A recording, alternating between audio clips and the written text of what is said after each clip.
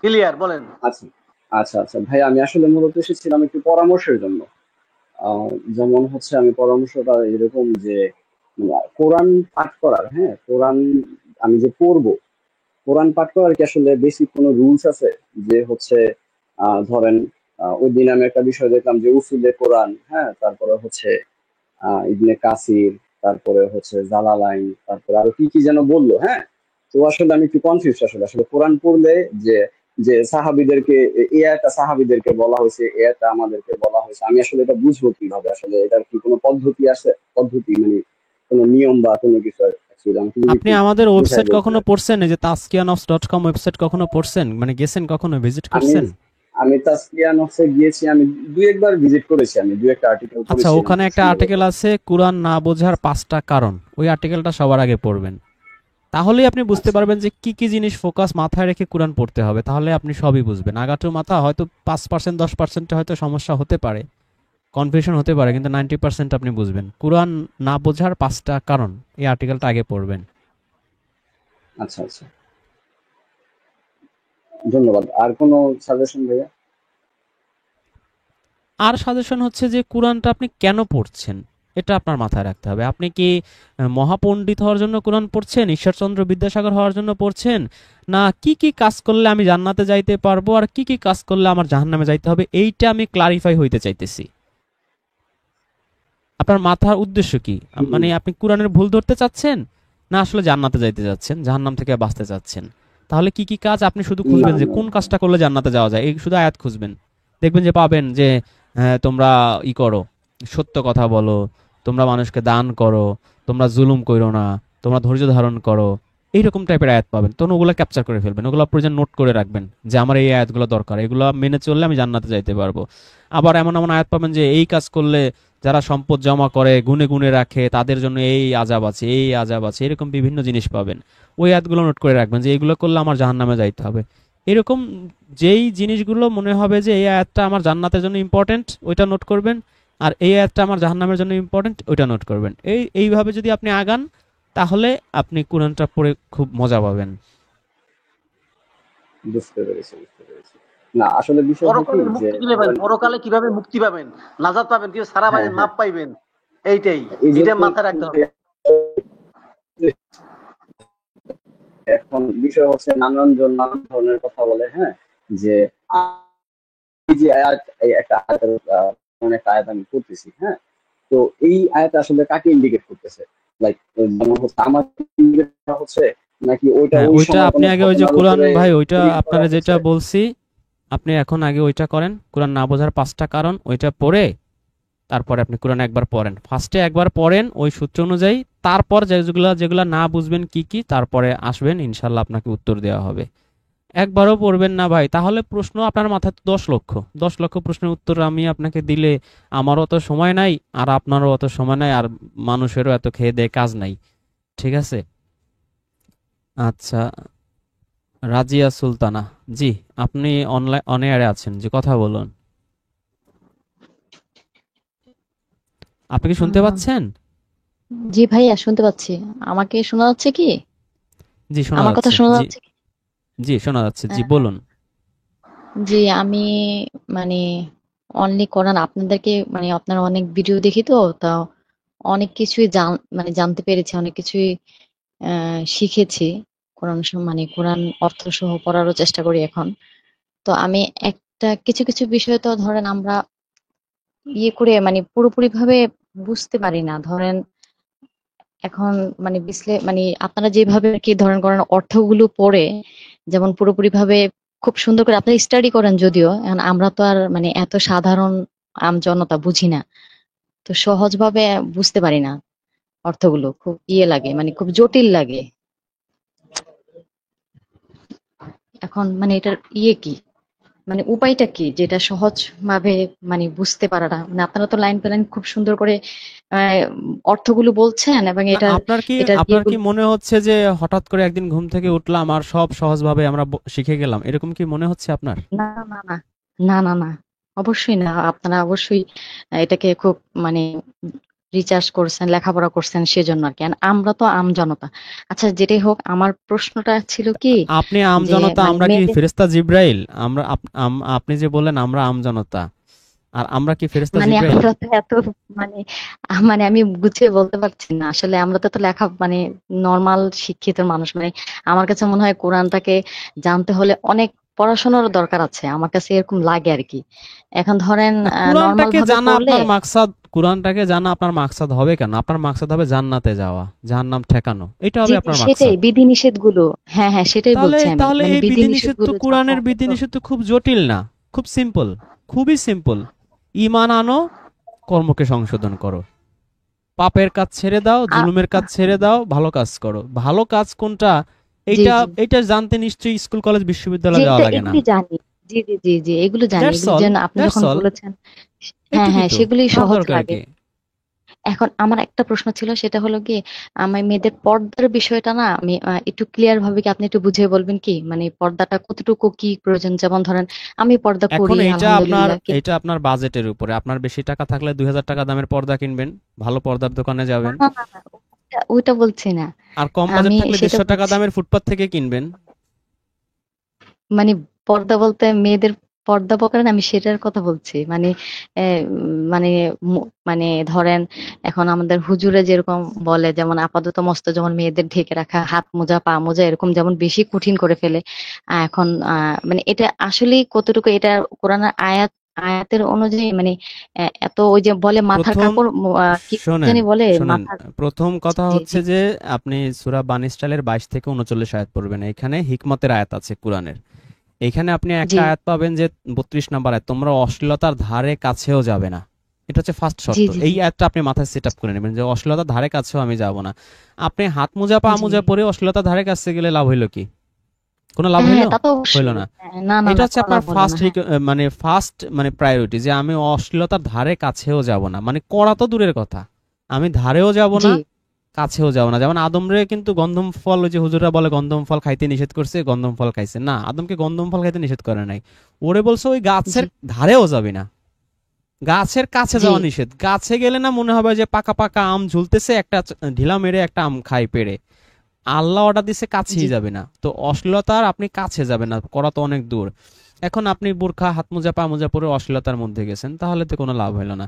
যাই হোক, ফার্স্ট কথা হচ্ছে আমি অশ্লীলতার ধারে কাছে যাওয়া জি যাবে না। সেকেন্ড কথা হচ্ছে যে আল্লাহ জি বলছে আমি পোশাক নাজিল করছি, তবে সবচেয়ে উত্তম পোশাক হচ্ছে তাকওয়ার পোশাক। তার মানে আপনাকে আল্লাহ পোশাকের দুইটা ক্যাটাগরি বললো। একটা হচ্ছে আমরা যে জি দৃশ্যমান যে পোশাক দেখি সেইটা, আরেকটা হচ্ছে যেটা দৃশ্যমান না, বাহ্যিক যেটা। হ্যাঁ হ্যাঁ, হ্যাঁ যেটা জি জি মানে জি ইনভিজিবল পোশাক আর কি, সেটা হচ্ছে তাকওয়ার জি জি পোশাক। আর 3 নাম্বার কথা যেটা সূরা আহজাবে আছে, সেটা হচ্ছে যে আপনি অবশ্যই মার্জিত পোশাক পরবেন, তবে আপনাকে যেন সেটা কি চিনতে পারা হ্যাঁ যায়।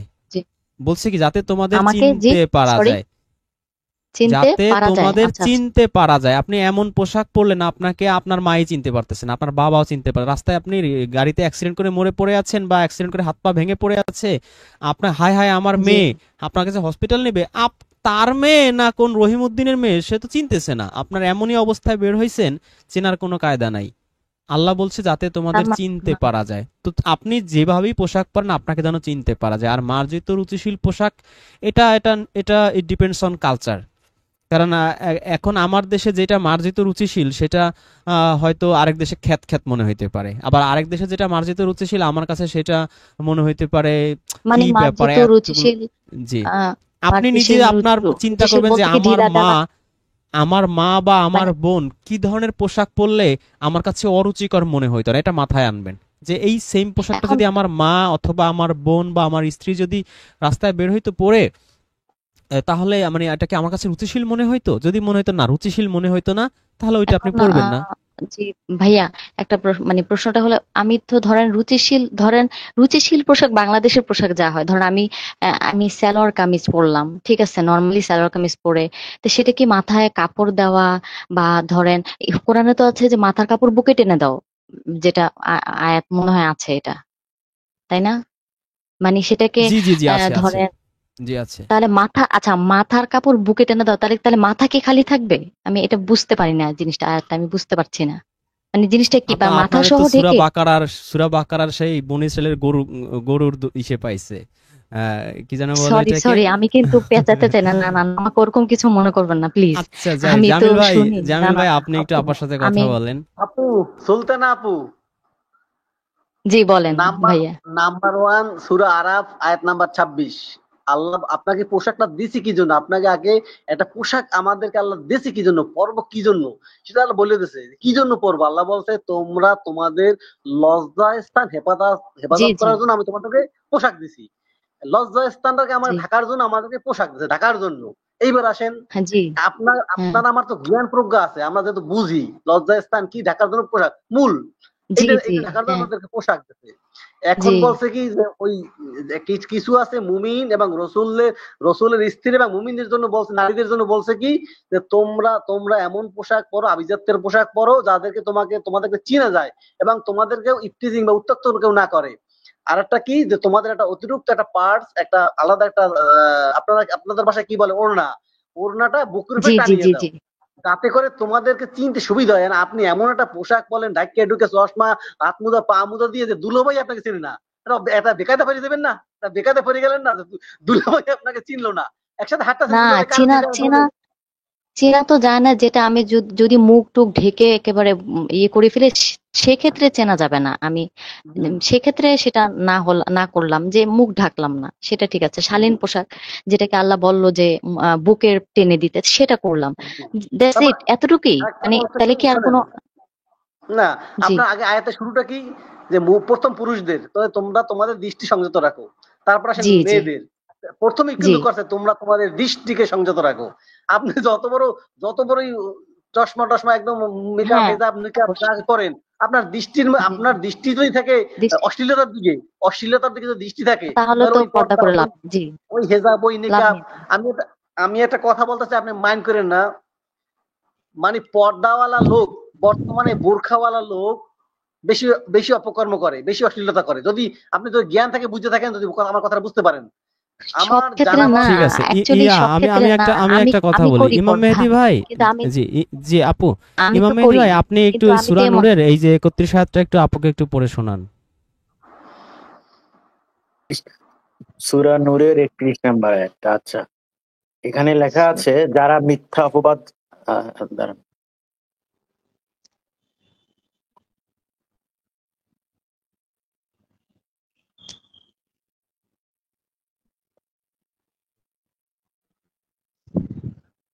এবং মুমিন নারীদের বলো তারা যেন তাদের দৃষ্টি অবনত রাখে এবং তাদের লজ্জাস্থানের হেফাজত করে এবং নিজেদের ভূষণ অন্যদের কাছে প্রকাশ না করে যা আপনিই প্রকাশ পায় তা ছাড়া, এবং তারা যেন তাদের ওড়নার আঁচল নিজ বক্ষদেশে নামিয়ে দেয় এবং নিজেদের ভূষণ যেন স্বামী, পিতা, শ্বশুর, পুত্র, স্বামীর পুত্র, ভাই, ভাতিজা, ভাগ্নে, আপন নারীগণ, যার নিজ মালিকাধীন যৌন কামনা নেই, এমন পুরুষ, খেদমতগার এবং নারীদের গোপনীয় অঙ্গ সম্পর্কে অজ্ঞ বালক ছাড়া আর কারো সামনে প্রকাশ না করে। মুসলিম নারীদের উচিত ভূমিতে এভাবে পদক্ষেপ না করা যাতে তাদের গুপ্ত শ্বাস জানা হয়ে যায়। হে মুমিনগণ, তোমরা সকলে আল্লাহর কাছে তওবা করো যাতে তোমরা সফলতা অর্জন করো। এটা হচ্ছে মুফতি তাকি উসমানীর অনুবাদ করলাম আমি। আরেকটা অনুবাদ কি পড়বো? জি বলেন, জি ভাইয়া রেজওয়ান বলেন। ভাই আচ্ছা, একই আয়াতের অন্য একটা অনুবাদ পড়ি মাওলানা মহিউদ্দিন খানের।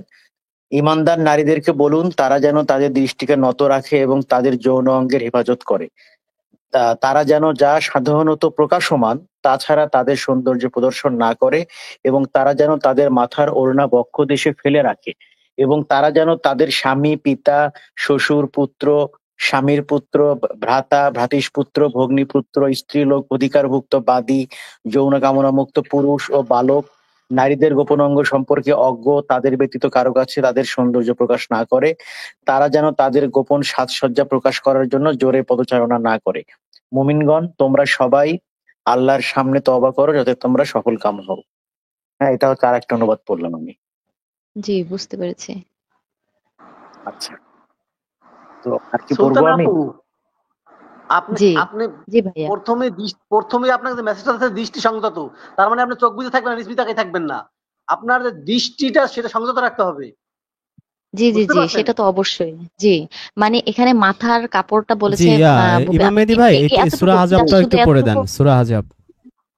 সূরা আহজাব। আচ্ছা আচ্ছা। নিজ গৃহে অবস্থান করো, সাজসজ্জা প্রদর্শন করে বেরিয়েও না, যেমন প্রাচীন জাহেলি যুগে প্রদর্শন করা হতো, এবং নামাজ কায়েম করো, জাকাত আদায় করো এবং আল্লাহ ও তার রাসূলের আনুগত্য করো। হে নবী পরিবার, আল্লাহ তো চান তোমাদের থেকে মলিনতা দূরে রাখতে এবং তোমাদেরকে সর্বপ্রকারে পবিত্রতা দান করতে। এটা হচ্ছে মুফতি তাকি উসমানী, আর মাওলানা মহিউদ্দিন খান অনুবাদ করছে। তোমরা গৃহাভ্যন্তরে অবস্থান করবে, মূর্খতা যুগের অনুরূপ নিজেদেরকে প্রদর্শন করবে না, নামাজ কায়েম করবে, জাকাত প্রদান করবে এবং আল্লাহ ও তার রাসূলের আনুগত্য করবে। হে নবী পরিবারের সদস্যবর্গ, আল্লাহ কেবল চান তোমাদের থেকে অপবিত্রতা দূর করতে এবং তোমাদেরকে পূর্ণরূপে পুত পবিত্র রাখতে। এটা এটা কি ভাইয়া নবীর পরিবারকে বলা হয়েছে না? এটা কি সব জানা মানে মানে সাধারণ মেয়েদেরকেও কি বলা হয়েছে? আমি বুঝতে পারিনি এটা তো ঠিক। নবীর পরিবারকে উদ্দেশ্য করে আল্লাহ ডেকে বলতেছে, হে নবীর পরিবার। না, এটা বা পরিবারকে, তবে মুমিনদের জন্য যেটা সেটা হচ্ছে 59, সেদিকে যাচ্ছি তাহলে।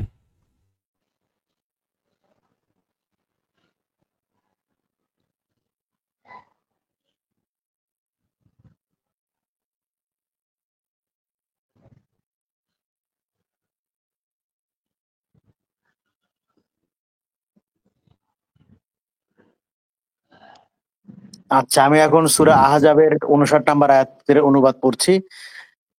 হে নবী, তুমি তোমার স্ত্রীদের, তোমার কন্যাদের ও মুমিন নারীদেরকে বলে দাও যেন তাদের চাদর নিজেদের উপর নামিয়ে নেয়। এ পন্থায় তাদেরকে চেনা সহজতর হবে, ফলে তাদেরকে উত্যক্ত করা হবে না। আল্লাহ অতি ক্ষমাশীল, পরম দয়ালু। এখানে আবার তকি উসমানী করছে কি, ব্রাকেটের মধ্যে মুখের লিখে দিছে। আচ্ছা, যেটা কোরআনে কিন্তু এভাবে মুখের আরবিটা নাই, যা হোক এটা পরে। মাওলানা মহিউদ্দিন খান লিখছে যে, হে নবী, আপনি আপনার পত্নীগণকে ও কন্যাগণকে এবং মুমিনদেরকে স্ত্রীগণকে বলুন, তারা যেন তাদের চাদরের কিয়দ অংশ নিজেদের উপর টেনে নেয়। এতে তাদেরকে চেনা সহজ হবে, ফলে তাদেরকে উত্যক্ত করা হবে না। আল্লাহ ক্ষমাশীল, পরম দয়ালু। ইসলামিক ফাউন্ডেশন অনুবাদ করছে, হে নবী, তুমি তোমার স্ত্রীগণকে, কন্যাগণকে এবং মুমিনদের নারীগণকে বলো, তারা যেন তাদের চাদরের কিয়দ অংশ নিজেদের উপর টানিয়ে নেয়। এতে তাদেরকে চেনা সহজতর হবে, ফলে তাদেরকে উত্যক্ত করা হবে না। আল্লাহ ক্ষমাশীল, পরম দয়ালু। এখানে জি। বেসিক্যালি মনে হয় শালীনতার কথাই কি বুঝিয়েছে, তাই নাকি? মানে ধরেন উত্তক্ত না করে কেউ শালীনতা ভাবে চললে তো সেটা উত্তক্ত করবে না কেউ। ব্যাপারটা কি সেটা বুঝিয়েছে? শালীনতার এখানে বোঝানো যাচ্ছে চিনতে যেন পারে, মানে হচ্ছে তাদেরকে যেন চেনা যায় হ্যাঁ, চিনতে। যে তারা জি, হচ্ছে মুমিন নারী, মানে মুমিন নারী, বা হ্যাঁ তারা তাদের, এই জন্য তাদেরকে তাদের চাদরের কিছু অংশ তাদের আহ ঢেকে নিতে ইয়ের উপর বলেছে গায়ে, মানে ঢেকে ঢেকে শরীরে দিতে। হ্যাঁ, শরীরে ঢেকে নিতে বলেছে, সেটাই আর কি। হ্যাঁ, ওখানে হ্যাঁ, ওখানে পুরো বুঝতে শরীর পেরেছি। বলে নাই, ওখানে বলছে যে হচ্ছে তারা নিজেদের ওপর টেনে নেয়।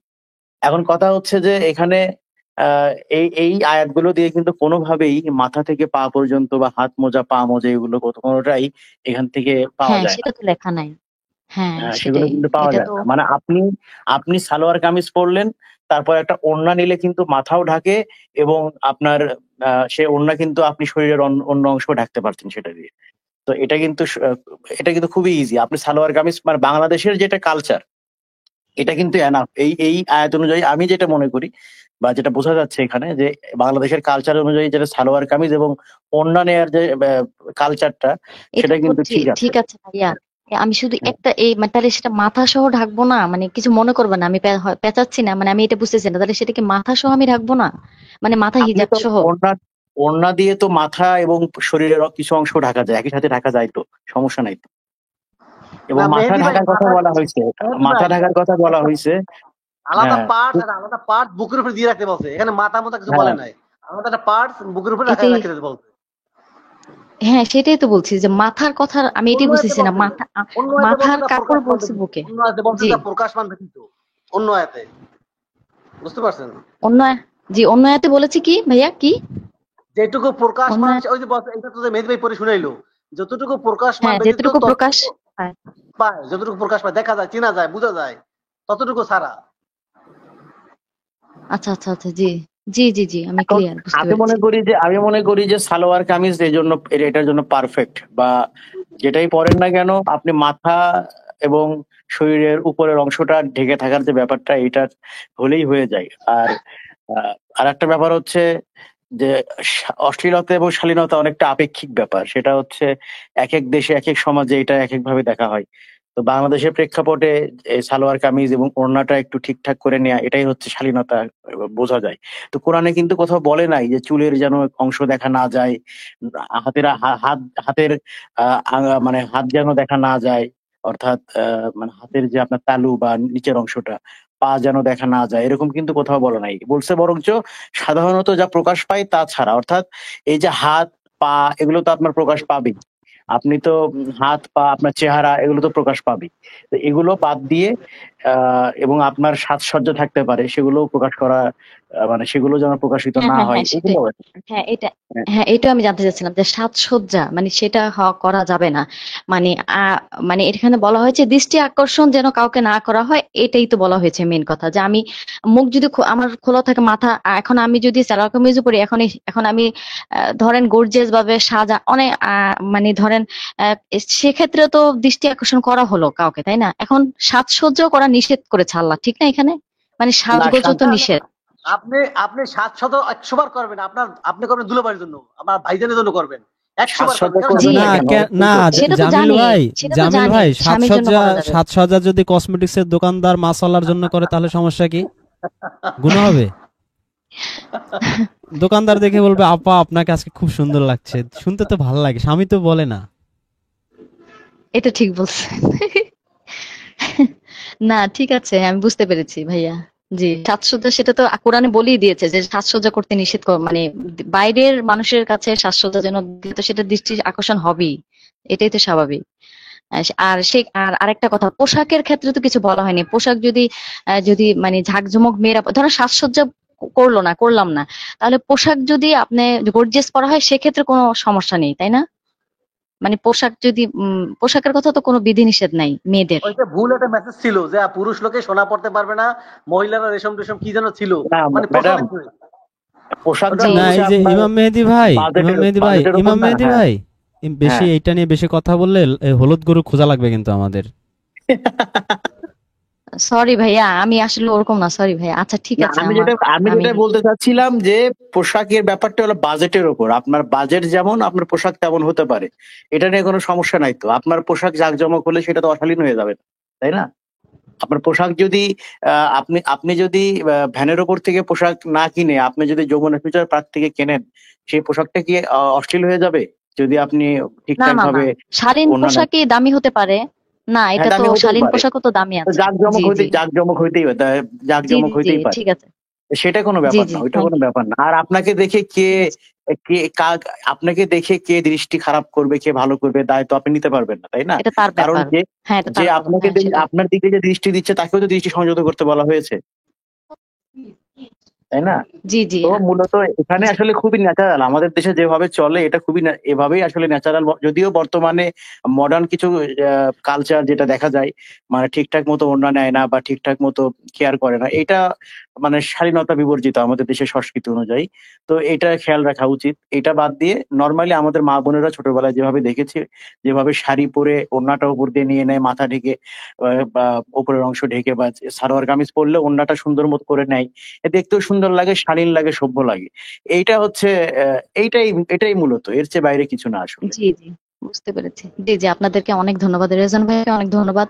ওনাকে মানে আমি ওনার অনেক ভিডিও দেখে অনেক কিছুই জানতে পেরেছি, অনেক কিছুই শিখতে পেরেছি।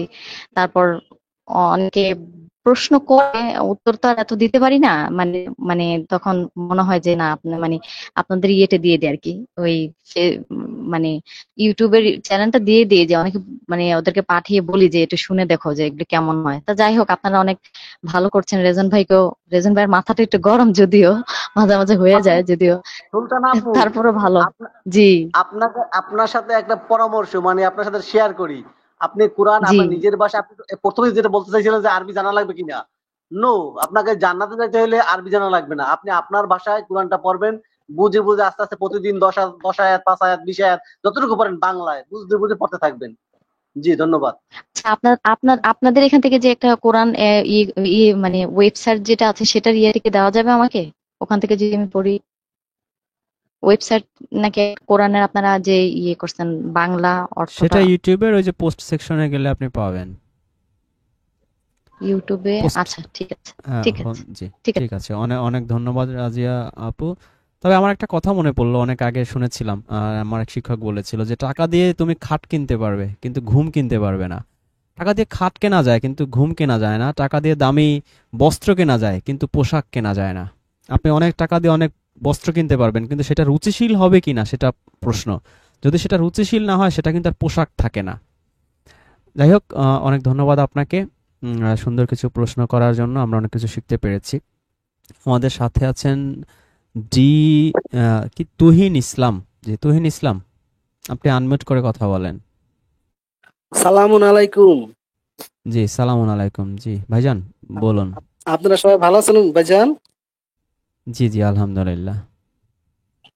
ভাইজান দয়া করে আপনি আমার কোনো খারাপ কমেন্ট করবেন না। আমি কিছু কথা বলি, যদি বুঝতে না পারেন তাহলে বলবেন যে আমি বুঝতে পারি না, আমার বাইর করে দিবেন, ঠিক আছে? তাহলে তুহিন ভাই, তাহলে একটু পরে আসেন, আমরা তাহলে আর কয়জন গেস্টের করি। আপনার কথা তো আধ্যাত্মিক লেভেলের, একটু হজম করতে কষ্ট হয় আর কি। পেটটা খালি হোক, পরে একটু পরে কথা বলেন, হ্যাঁ? আচ্ছা, আমরা তাহলে অন্যদের কথা শুনে তারপর তুহিন ভাইয়ের কথা শুনি। তুহিন ভাইয়ের কথা সব আমাদের মাথার 1000 মাইল উপর দিয়ে যায়। যাই হোক, ডিএম রাকিব হোসেন, যে আপনি একটু আনমিউট করে কথা বলুন। সালামুন আলাইকুম ভাই, জি, আমাকে শুনতে সালামুন পাচ্ছেন? আলাইকুম। জি, আমরা শুনতে পাচ্ছি, বলুন। জি, আপনার কেমন আছেন সবাই ভাইয়া? হ্যালো, শোনা যাচ্ছে জি, আমাকে? আলহামদুলিল্লাহ। জি জি, বলুন। জি ভাইয়া, আমি প্রথমে আমার পরিচয়টা ক্লিয়ার করে নিই। আমি একটু মোহাম্মদ জোরে রাকিব বলেন, হোসেন। জোরে বলেন, একটু জি জোরে বলেন। জি জি জি ভাইয়া, জি। প্রথমে আমার পরিচয়টা ক্লিয়ার করে নিই। আমি মোহাম্মদ রাকিব হাসান। আমি এক কিতাবে বিশ্বাসী। তো আমি অনেকদিন যাবত বা অনেক মাস যাবতই আপনাদের কিছু ভিডিও দেখি, বা সবগুলো দেখা হয় না হয়তো বা সময়ের কারণে। দেখার চেষ্টা করি, লাইভগুলাতে আসার চেষ্টা ট্রাই করি, বাট সময়ের কারণে কোনোভাবে হইতেছিল না। আজকে হইলো দেখা অ্যাড করলেন, অ্যাড হলাম। আমাকে অ্যাড করার জন্য ধন্যবাদ। আহ, একটা প্রশ্ন ছিল আপনাদের কাছে, প্রশ্ন না বা জানার ইচ্ছা বলবো আসলে। কোনো বিষয় আমার সামনে আসলে সেটা কোরআন থেকে বাংলা অর্থ যেটা, সেটা থেকে ট্রাই করি। আর যখন না পাই তখন আর কি সেটা নিয়ে আর কি একটু টেনশন থাকে, বা চেষ্টা করি আরো জানার জন্য। তো একটা প্রশ্ন না আপনাদের কাছে জানার ইচ্ছা আছে। একটা প্রচলিত বিষয় আছে, সেটা হচ্ছে আহ পুনর্জন্ম। আসলে পুনর্জন্ম বিষয়ে কোরআন আসলে কি বলে আমাদেরকে, এটা যদি একটু বলতেন। আমার জাস্ট জানার ইচ্ছা আপনাদের কাছে, আমি কুরআন বললে বলে যে আমাদের এই যে এখন পুনর্জন্ম চলতেছে, এর আগে এক জন্ম ছিল, সেই জন্মে আল্লাহর সামনে আমরা ছিলাম। সূরা আরাফের 172, যে আল্লাহ বলছিল আলাস্তু বিরব্বিকুম, কি জামিল ভাই, আমি কি তোমাদের রব নই? আমরা বলেছি হ্যাঁ, আপনি আমাদের রব। এটা এজন্য যে যাতে তোমরা কেয়ামতে বলতে না পারো আমরা তো জানতাম না কিছু। তো সেই জনম একটা ছিল, সেই জনমের কথা আমার মনে নাই, আমি আশা করি আপনারও মনে নাই, কিন্তু আল্লাহ জি আমাদের জানিয়ে দিয়েছে আল্লাহ হচ্ছে আমাদের রব। তো আমরা আল্লাহকে আসলে রব নামে ডাকার বেশি চেষ্টা করব, এবং যত দোয়া করি কোরআনে কিন্তু আল্লাহ রব হিসেবেই আমাদের শিখিয়েছেন দোয়াগুলো। এখন আমাদের হচ্ছে এই যে পুনর্জন্ম এখন চলতেছে, এরপরে মরার পরে হবে পুনরুত্থান। সেই পুনরুত্থানের পরে আমরা অনেকেই বলবো যে আল্লাহ আমাদের আরেকটা সুযোগ দাও, পৃথিবীতে পাঠাও, ভালো কাজ করে আসি। আল্লাহ বলবে আমি কি তোমাদের পর্যাপ্ত সময় দেইনি, যেই সময়ের মধ্যে আসলে ইচ্ছে করলে ভালো কাজ করা যেত? তোমরা তো করো নাই। তো আমরা বলবো যে ফিরে যাওয়ার কি কোনো সুযোগ আছে? তখন কোনো সুযোগ থাকবে না। This is the last chance. According to কুরআন ভাই, এটুকুই পাইছি। যদি আপনি অন্য কিছু পেয়ে থাকেন আপনি আমাদের সাথে শেয়ার করতে পারেন। অবশ্যই অবশ্যই শেয়ার করবো বলতে যতটুকু আমি প্রচলিত ধারণা থেকে বা অনেকের কাছ থেকে শুনতে পাইছি, সেটা হচ্ছে পুনর্জন্ম বলতে ওনারা যেটা আমাকে একজন একটু রকিব ভাই একটু জোরে বলেন, একটু জোরে বলেন। ওকে ওকে ভাই, হ্যাঁ। পুনর্জন্ম বলতে যেটা ওনারা আমাকে বোঝানোর চেষ্টা করছে, সেটা হচ্ছে গিয়া মৃত্যুর পরে মানুষের কর্মফলের কারণে, সে মৃত্যুর আগে যে কর্মফল করেছে, যে কাজগুলো করেছে, এই কর্মফলের কারণে সে পুনরায় পৃথিবীতে আবার ব্যাক করবে নানান ধরনের জীবজন্তু হয়ে। আর যদি ভালো কাজ করে সে মানুষের জন্মগ্রহণ করবে। এই কনসেপ্টটা আসলে কি, বা সে বিষয়টা আমাকে জানার ইচ্ছা ভাই জাস্ট। আপনার এগুলো আছে কোথায়? এই কথাগুলো কোথায় আছে কোরআনে? না না, আমি মানে লোকমুখে শুনছি, আসলে আমি কোরআনে আছে না কোথায় আছে বুঝতে জানি পারছি, না, এটা বুঝতে আপনাদের পারছি। কাছে জানার চেষ্টা করতেছি। না, কোরআন এভাবে এই ব্যাপারে এরকম কোনো কেসা কাহিনী বলে নাই। আল্লাহ একজন কাফের মুশরিকও ঘুমাই থাকবে, মৃত্যুর পরে কিয়ামতের যখন সিংহের দিন ফুদো হবে, সেদিন তারা বালু মাটি ঝাঁটা ঝাঁটা উঠবে, বলবে কি আমাদেরকে ঘুম থেকে উঠাইলো। বুঝতে পারছেন? সবাই আমরা আচ্ছা নিদ্রা, আমাদের এখন মৃত্যু হবে, মৃত্যুর পর সবাই আমরা ঘুমাই থাকবো, চিরনিদ্রায় শায়িত থাকবো। যদিন আল্লাহ আমাদেরকে আত্মা সংযোগ দিয়ে সাথে আত্মা দিয়ে দেবে পুনরুত্থান দিবসে, সেদিন আমরা উঠবো, এর আগে আর না। জি, কোনো কোনো বিড়াল, গরু, বাছর, ছাগল এগুলো আমাদের আকৃতি উনি দিয়ে মনে হয় পাঠাবে। কোনো ওই যে লালনবাদী না কোন ভান্ডারীদের খপ্পরে পড়ছে। ভাই যে যা আচ্ছা বলুক, আপনি আপনি সবসময় চেষ্টা করবেন যে তাকে মানে যেটা ন্যাচারাল না, মানে নতুন কিছু বললে আপনি বলবেন যে ভাই একটু দলিল দাও কোরআন থেকে, এরকম দলিল চাইবেন। দলিল ছাড়া কথা শুনবেনও না, নিজেও বলার চেষ্টা করবেন। আমার মনে আসছে বলে ফেললাম, এগুলো হচ্ছে লালনবাদী চিন্তা ভাবনা। এগুলো আসলে ইসলামে কোনো স্থান নাই। কোরআনে আল্লাহ নিজেই আমাদের শেখাচ্ছে হাত বুরহানুকুম, সত্যবাদী হলে দলিল প্রমাণ নিয়ে আসো। দলিল প্রমাণ লাগবে, ডকুমেন্টস লাগবে। দলিল প্রমাণ ছাড়া এরকম হিন্দুদের সেই পুনর্জন্মের থিওরি হুবহু কপি পেস্ট করে চালিয়ে দিলে তো আর হবে না। আচ্ছা, আপনার আর কোনো প্রশ্ন আছে?